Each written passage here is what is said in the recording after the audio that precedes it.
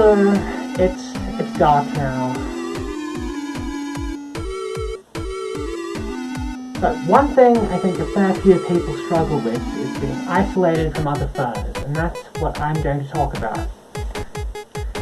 It's going to be a personal video and kind of an unstructured ramble though, and it probably won't ever reach an actual point. There aren't really any others in my city, at least as far as I can tell. There are ostensibly a few, I've heard, somewhere. But I've somehow never encountered them, they're not in any of the chat rooms, and I don't show up on the dating apps, so I just kind of assume they don't exist. It's not so bad though, it used to be so much worse. For 9 years, from 2004 to 2013, I lived in basically the middle of nowhere, a place called Kentucky, New South Wales, population 300, most of whom are sheep farmers. And because for most of that time I did my school by distance education, I didn't have too much of a reason to ever leave the house. I'd sometimes go for weeks without speaking to anybody outside my family in real life. And it was comfortable and easy, but growing up like that does some really weird stuff to your brain.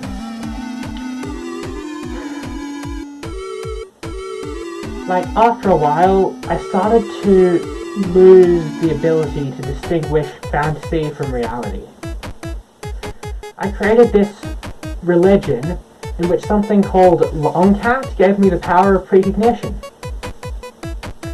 I believed wholeheartedly that the world was going to end on the 30th of July 2011. For a while I thought Tails the Fox was real and could talk to me. Things started to get better near the end though. I think of 2012 as the first really good year, because that's when several of my best longtime friends showed up. At the same time though, that's when I realised that this, like my life, wasn't normal. That there's lots of good worthwhile stuff out there, other than like my pile of video games and books and whatever. I was missing out on life.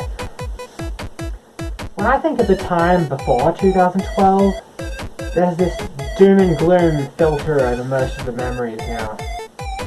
Even though I know consciously it wasn't all bad back then. Eventually though, very eventually, the day came where I got the hell out of there and started university, and after that, I at least had the normies to talk to, and I got better after a while.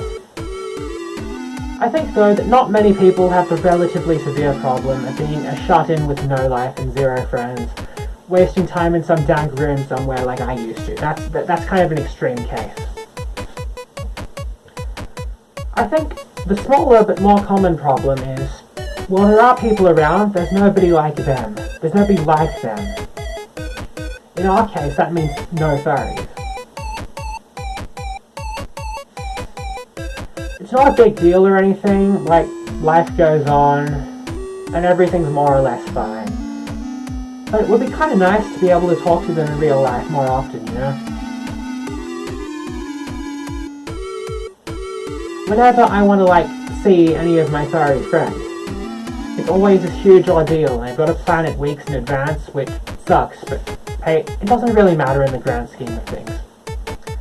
I can just, like, keep rolling on until the next time an opportunity comes up.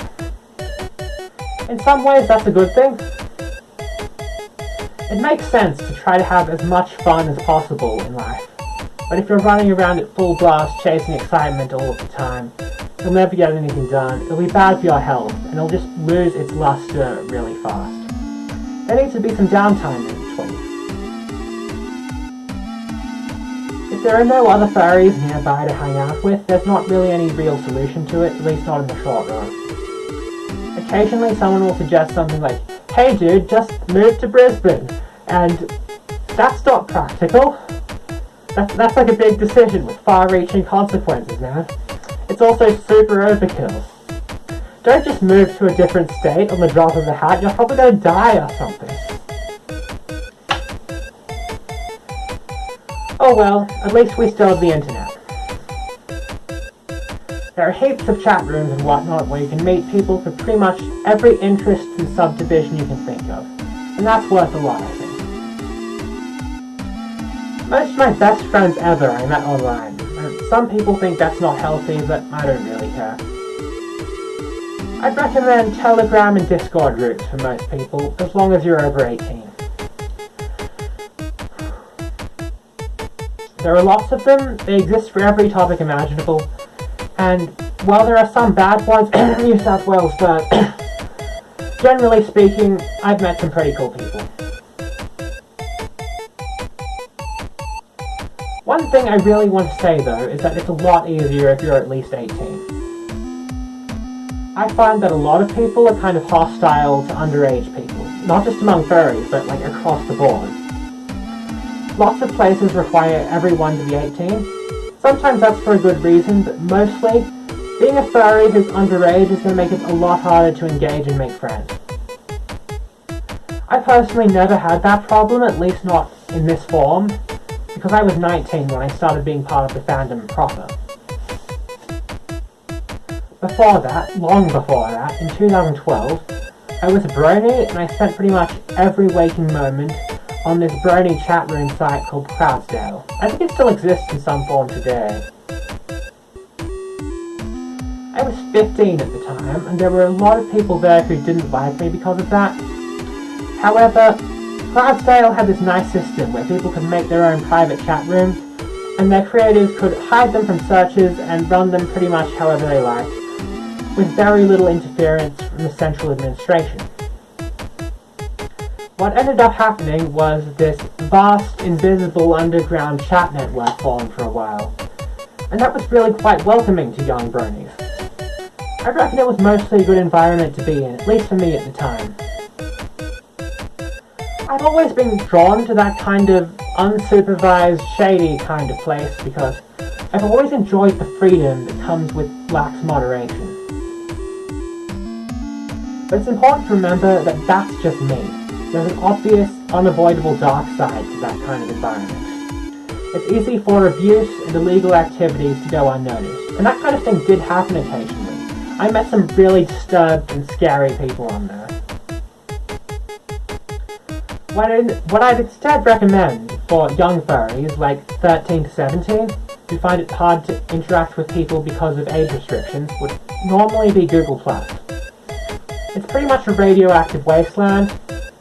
There are lots of obscure groups where you can meet people and make friends, and where nobody will give a shit about how old you are and no one will question you. It has the same problem though. Google Plus is kind of chaotic and dangerous. There are monsters out there hiding just below the surface, although I'd say not as much of a wilderness as Cloudsdale was. More deal-breakingly, it's going away soon, and I don't have a good alternative on hand. So, you're on your own. Sorry. See you around, my fluffy boys. My Discord is in the description. Bye!